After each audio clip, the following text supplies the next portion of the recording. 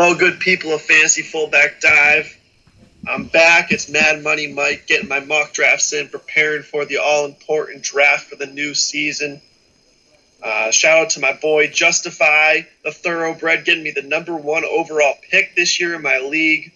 Obviously, I'm taking Gurley number 1, as Wolf has been telling me to all year. My question is for you guys, who do I take with that second and third round pick, that turn? Do I go wide receiver with the likes of Hilton, Thielen, Hill? I expect Allen to go, Robinson to already be off the board, but maybe even him as well. Do I go one running back, one wide receiver with the likes of Jordan Howard or Geis or Devonta Freeman? Or do I mix it up and go stud tight end such as Gronk and a wide receiver? Thanks, boys, and still eagerly awaiting the world premiere of Seamus's documentary.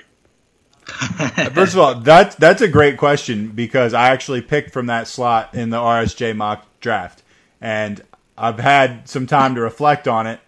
I took Gurley number 1, and then when it came time for me to go, I took Tyreek Hill, Devonta Freeman. I wish if I had it to do over again, and that's why it's a mock draft, so who the hell cares? I probably don't take Hill in that spot.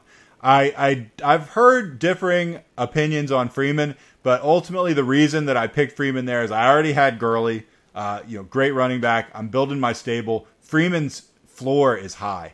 He's a high floor guy, and so I felt confident with that. I think if I had it to do over again, I would probably go with Freeman again, and then I would probably go, if Hilton's there, I might go Hilton, and if Gronk's there, I might go Gronk, but I don't know if Gronk would be there at that stage. I would have a hard time going running back, tight end, just because your receivers would look pretty horrendous at that point. But I love going running back.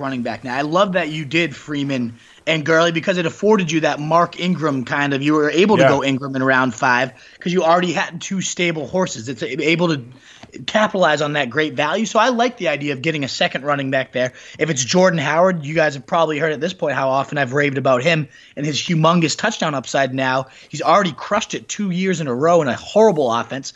Why would he suddenly go backwards and not be a quality talent in an even better offense that's going to hopefully score a lot more than it has in the past? I think he would be a fantastic pick if he falls to you at the tail end of round 2. Jerick McKinnon, our boy. I know there's a lot of question marks going on about him right now, but he could be a great pick. Freeman, like you said, even Joe Mixon at this point could make sense getting that RB stable secured. And then a guy that I like, I used to be Hill. I thought that was a solid pick there when you first made it. Yeah, but at this point, the wide receiver that's really worked his way into there for me is Stephon Diggs. We've already talked about how we love him over Adam Thielen and why we think this Vikings offense is set to explode with Cousins. Man, we already saw that first week of the preseason. 4 for 4, 42 yards and a TD from Cousins. 3 of those going to Stephon Diggs, including a beautiful 28-yard catch. Cousins just dropped it right over the defender's shoulder. Diggs stretches out after running this beautiful double move. It's just one of those trust timing throws that's already there in place. Cousins after the game was raving about Diggs, saying, that's a guy that I trust to just throw up to in the contested situation, make plays for me, and he made me look smart tonight, and I'm just going to keep doing that. So it's like he's the true target hog, a very talented guy, better quarterback, better play caller. I think everything's just kind of aligning for massive seasons from Diggs as long as he stays healthy. So I say go running back, Stephon Diggs, and you're going to feel really good about your team, Mad Money.